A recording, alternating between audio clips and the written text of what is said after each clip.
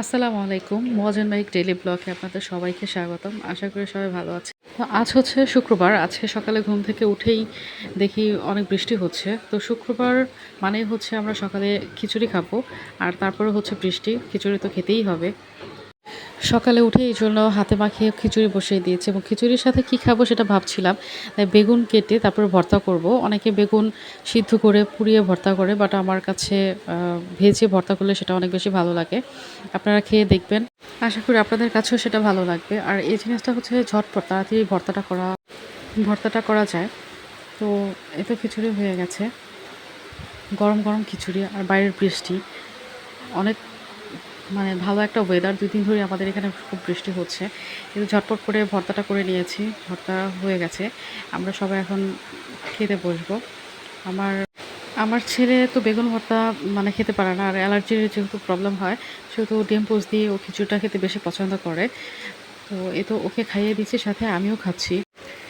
আর শ শুক্রবারে হচ্ছে অলসতার দিন প্লাস ব্যস্ততার দিন। দুটার কম্বিনেশনে আসলে সারাটা দিন যায়। একদিকে হচ্ছে অলসতার কাজ করে যে আস্তে, আস্তে কাজটা করি। আরেকদিকে হচ্ছে ব্যস্ততাও থাকে। কারণ টাইম টু টাইম খাবার দিতে হবে। তো এই তো সবকিছু মিলায়ে আরকি ছুটির দিনগুলো পার করতে হয়। এটা আমার মতো যারা আছে তারা বুঝতে পারবে। বুঝবে আসলে ব্যাপারটা।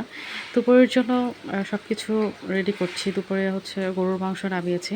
দুপুরে আমি একটু তেহারি রান্না করব। কারণ আমার বাচ্চারা হচ্ছে বিরিয়ানি, তেহেরি, পোলাও এসব খেতে খুব পছন্দ করে।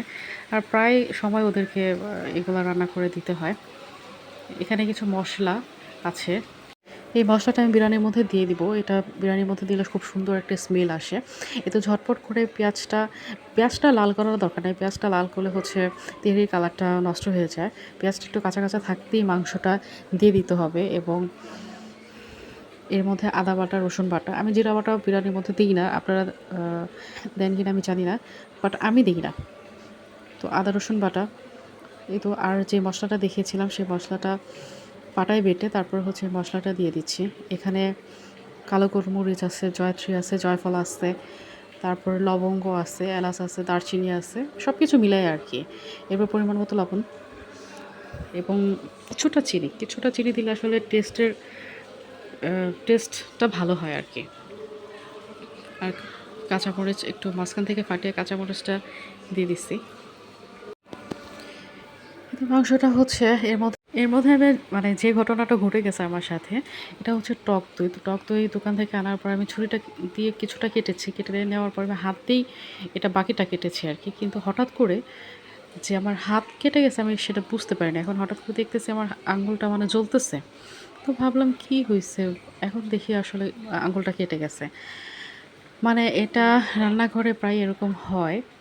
মানে মেয়েরা এই জিনিসটা বুঝবে। যাই হোক, আঙুল কেটে গেছে সেটা সমস্যা নাই। কিন্তু রান্না চালিয়ে যেতে হবে। কারণ খাইতে হবে। এর মধ্যে পোলার চালের প্যাকেট কাটতে যেয়ে পোলার চালটা পড়ে গেছে হঠাৎ করে। মানে আমার সাথে রান্নাঘরে কি হচ্ছে আর পোলার চালটা প্রায় হচ্ছে ১ ঘন্টার মধ্যে আমি ভিজিয়ে রেখেছিলাম। ভিজিয়ে রাখলে পোলাওটা একটু ঝরঝরা হয়। মানে খুব সুন্দর হয়। তো এই তো এটা হচ্ছে রাইস কুকারের পট। এই পট ছাড়া তো আমার চলেই না। কারণ আমি যখন পোলাও রান্না করি তখন এই পট দিয়ে মেপে আমি চাল দেই এবং এই পট দিয়ে মেপেই হচ্ছে আমি পানি দেই। কারণ হচ্ছে এই পট দিয়ে ১ কাপ যদি চাল দিই তার দ্বিগুণ মানে ২ কাপ পানি দিই, তাহলে আমার মানে পোলাওটাও বা বিরিয়ানি বা তেহেরি যেটাই বলেন না কেন সেটা হচ্ছে পারফেক্ট হয়। মানে যেটা দিয়ে আপনি চাল মেপে দিবেন ঠিক সেটা দিয়ে তার দ্বিগুণ যদি আপনি পানি দেন তাহলে পোলাওটা ঝরঝরা হয়। জিনিসটা ভালো হয়। কিন্তু পোলার চালটা খুব সুন্দর করে মাংস আ থেকে যে তেলটা বের হয়েছে সেই তেলের মধ্যেই আমি চালটা ভেজে নিয়েছি খুব সুন্দর করে এবং ভেজে নিয়ে আমি একদম টকবকা গরম পানি এই পোলার মধ্যে দিয়ে দিব এবং পোলার চালটা এই যে যখন একটু শুকায় আসছে ঠিক তখনই আমি মাংসটা ঢেলে দিব। মাংসটা ঢেলে দিছি মানে এর কাহিনী খতম। কারণ এটা এখন দমে বসায় দিলে মানে তেহরিটা সুন্দরভাবে হয়ে যাবে। বিরিয়ানিটা একটু নেড়ে-ছেড়ে এখন ঢাকনা দিয়ে ঢেকে দিব।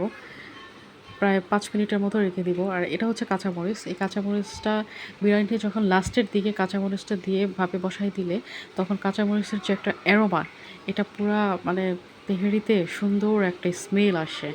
ঠিক আছে? এটা ঝাল ছড়াবে না। এটা জাস্ট স্মেলের জন্য এই কাঁচামরিচটা আমি দেই। আপনারা দিয়ে দেখবেন ভালো লাগবে। আমার ভিডিও যদি আপনাদের ভালো লাগে তাহলে ফলো দিয়ে পাশে থাকবেন। আর কমেন্টসে জানাবেন কিন্তু যে বিরিয়ানিটা কেমন হয়েছে। পরবর্তীতে আবার কোনো নতুন ভিডিও নিয়ে আসবো। ততদিন পর্যন্ত ভালো থাকবেন, সুস্থ থাকবেন আর আমার জন্য দোয়া করবেন। আল্লাহ হাফেজ।